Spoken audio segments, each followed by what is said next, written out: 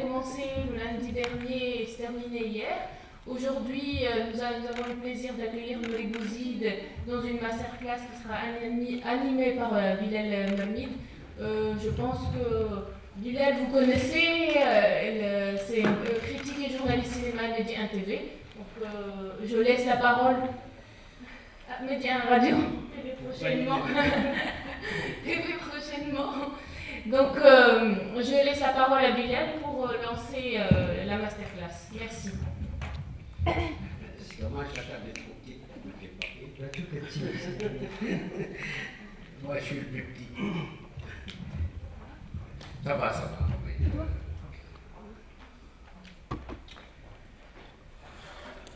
Sabat khayr alaikum.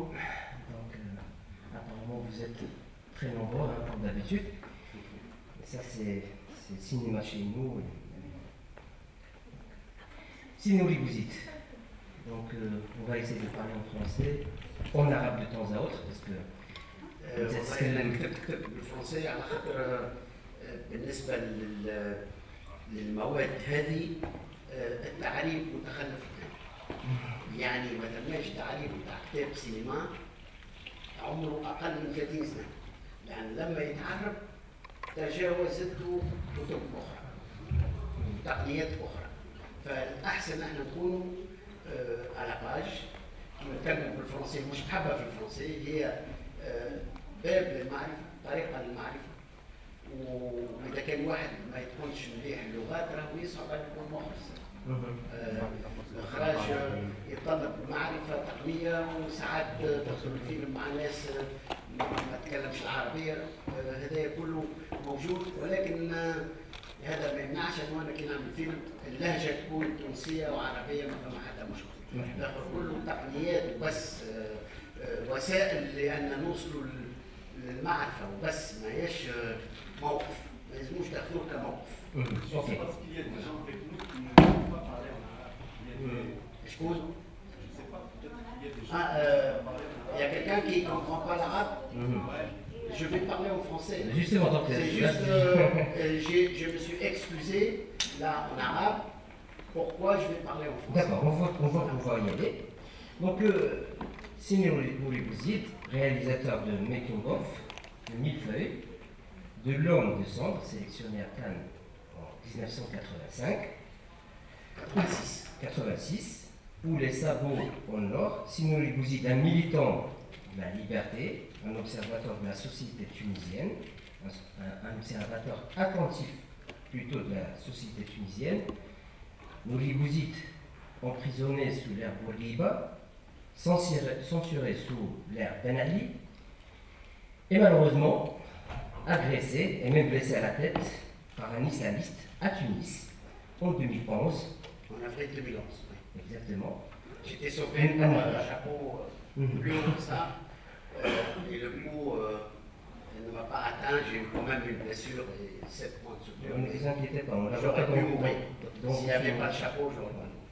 Ce qui est marrant, mais en même temps bizarre, c'est que pour les fondamentalistes, vous êtes un mécréant. Je vais vous dire ça comme ça parce que c'est eux qui disent ça comme ça. Ouais. Mais pour les modernistes ou les pseudo-modernistes, vous êtes un arrogant. Donc les pauvres, ils oublient que vous êtes un artiste, un cinéaste. Et dans le cinéma, comme vous saviez, on n'expulse pas un propriétaire. C'est Nouri Bouzid, marhaba bik. Je pense que il y a deux problèmes. Le premier problème, c'est que je suis subversif, c'est vrai, parce que je pense que l'artiste créateur qui travaille sur un art dramaturgique, théâtre, roman, cinéma, doit être un contre-pouvoir et par là même il est subversif. Donc, il est obligé de supporter toutes les attaques qu'utilise un pouvoir par l'intermédiaire de journalistes qui paraissent plutôt comme des critiques artistiques, alors que c'est des attaques. Et la deuxième chose, c'est que moi, j'ai eu le bonheur ou le malheur, je ne sais pas, ça dépend du point de vue, d'avoir réussi, c'est un hasard, d'avoir réussi sous la période Ben Ali. J'ai fait des films qui ont marché sous la période Ben Ali. Je ne l'ai pas choisi. Je ne l'ai pas fait pour Ben Ali, je l'ai fait contre Ben Ali. J'ai eu des problèmes énormes avec Sabor Nord, avec Business et avec Making of, où les films ont été bloqués. À un moment, il y a eu un mouvement de solidarité, une résistance en Tunisie et à l'étranger, qui a aidé ces films à pouvoir exister. Il y a eu l'aide du CCM pour Making of, où on a pu finir le film en post-production. Tout ça fait que je peux être maintenant considéré comme quelqu'un de l'ancien régime. Parce que j'ai réussi à ce moment-là. À ce moment-là, il faut supprimer tous ceux qui ont réussi. Il fallait quoi? Il fallait s'arrêter. Si j'ai réussi un film maintenant, ça ne veut pas dire que je suis de la NAFDA. Si j'ai obtenu la subvention pour Millefeuille sous la NAFDA, je n'appartiens pas à la NAFDA. La subvention est un droit. La subvention, c'est une commission neutre qui doit décider. Donc voilà, ça c'est un malentendu à dépasser parce qu'on est considéré un peu comme les gens qui ont réussi sous le régime ancien. Donc il faut, les jeunes cinéastes disent, arrêtons de les encourager comme si on était sous Ben Ali, mais on était avec Ben Ali, on n'était pas du tout avec Ben Ali. Ça, sinon, il faut supprimer Anwar Brahim, supprimer Jaïbi, Tawfiq Jbeli, les meilleurs créateurs. Donc, ça, c'est pas bon. Oui, ça, c'est pas bon. Voilà. S'il y a un grand joueur sous Ben Ali, c'est pas Ben Ali qui l'a inventé. Hein, voilà. C'est juste. Alors, si vous voulez, on peut. Si tu as quelque chose à dire, c'est bien sûr. Donc, non, on passe directement. Ok. Alors, donc, vas-y. Donc, première question, plutôt juste, moi je vais essayer juste de vous relancer de temps à autre pour ne pas vous interrompre. Donc, si Nouri Bouzid, comment faire un film de valeur et qui gagne l'adhésion? Oui, c'est un peu dans ce sens que je creuse là, et j'ai fait un petit effort parce que on n'est pas dans une école de cinéma où les gens ont besoin d'apprendre la technique de réaliser. On est plutôt dans le cadre de cinéma et droit de l'homme. Donc, on est plus sur le contenu que sur la technique technologique de réalisation. Ceci dit, s'il y a des gens qui veulent en savoir plus, peuvent poser des questions. Voilà. Donc, moi je fais partie d'une génération. Je vais avoir le 20 novembre, je vais avoir 69 ans. Donc je suis d'une génération qui a vécu l'âge d'or du cinéma sans savoir que c'est l'âge d'or du cinéma. On a assisté au meilleur Fellini, au meilleur Godard, au meilleur Alain Resnais, au meilleur Pasolini. On a assisté à tous les cinémas, au meilleur Bergman. On a assisté à tout, à la montée fracassante de ces cinémas nationaux, cinéma polonais, cinéma tchèque, cinéma hongrois, cinéma japonais, cinéma québécois, cinéma novo au Brésil. On a assisté à tout ça et moi je les connais film par film, ces éléments du patrimoine de l'humanité. On a assisté, on était les enfants aussi du Free Cinéma en Angleterre, de l'école de New York et de l'underground en Amérique. Donc on a assisté à tout ça et en même temps on en avait marre du mélodrame égyptien qui remplissait nos télévisions et nos écrans.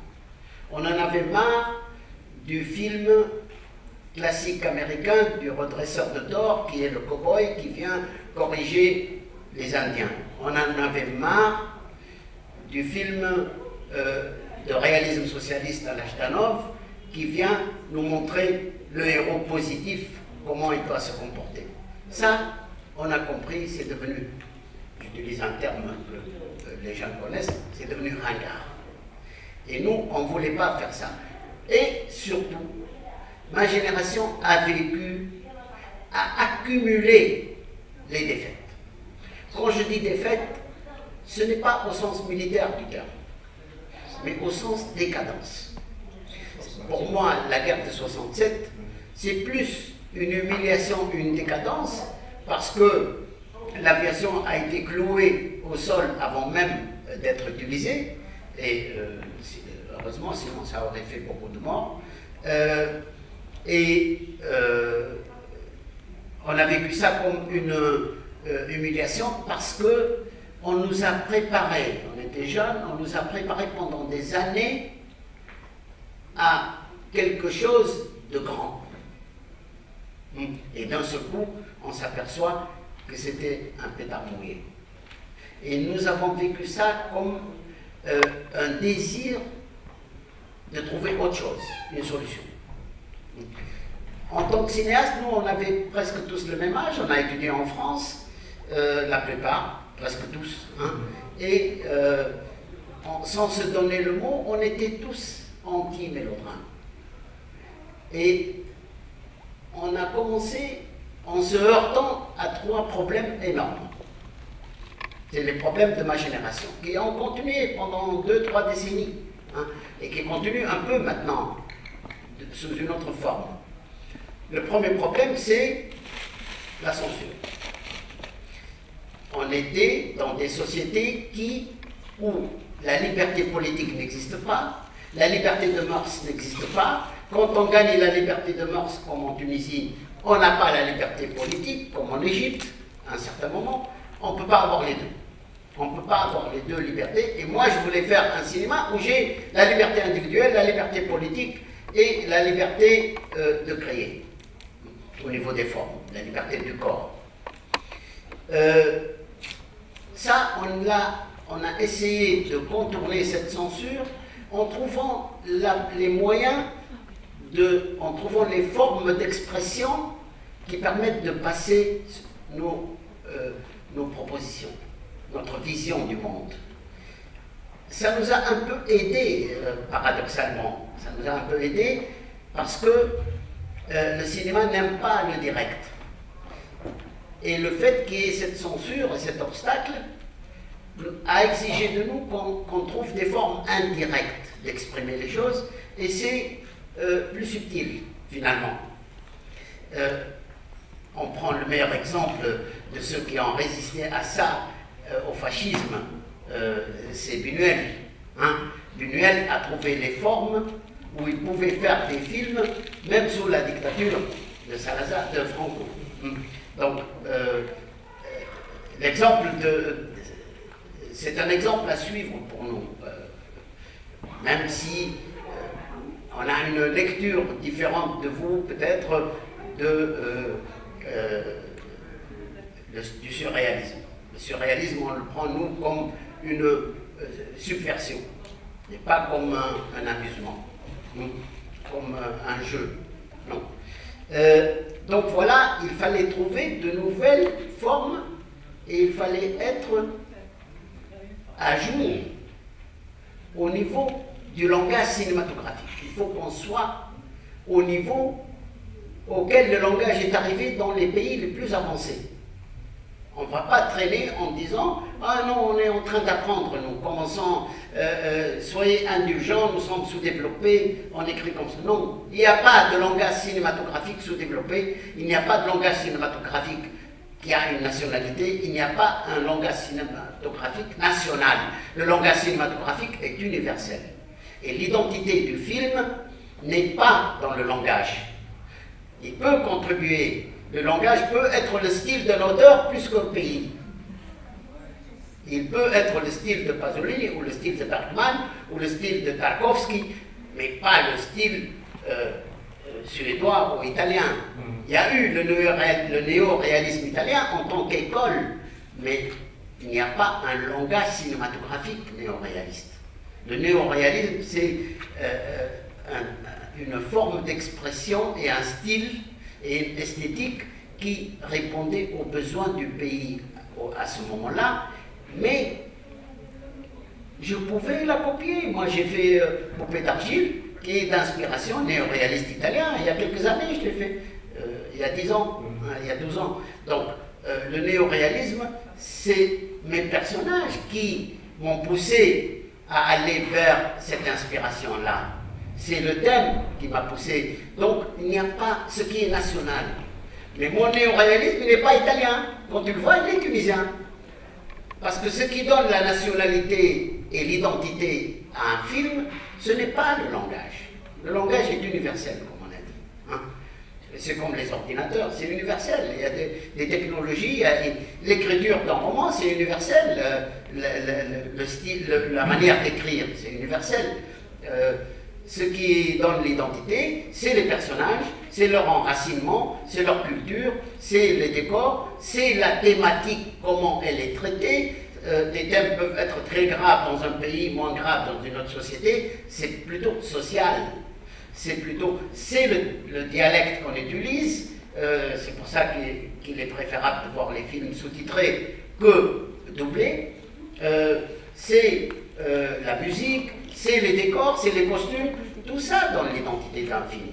Ce n'est pas le langage. Le langage, on devait être tous au même niveau du langage. On ne va pas dire non, je ne vais pas utiliser telle technique, elle est américaine. Non, il n'y a pas de technique américaine. Il y a la question de moyens chez les Américains parce qu'il y a des mouvements de caméra qu'on ne peut pas faire parce qu'on n'a pas les moyens d'acheter un truc téléguidé qui va sur une nacelle se déplacer et entrer comme dans une journée particulière où la caméra entre par la fenêtre et se balade dans tout l'appartement et la fenêtre est de 4e étage et on est ébloui. Mais cette technique, si j'ai l'argent, je peux l'avoir. C'est pas compliqué, c'est quelqu'un qui téléguide une caméra qui peut aller où on veut et tout est fait de manière à distance, le point, le cadre, tout.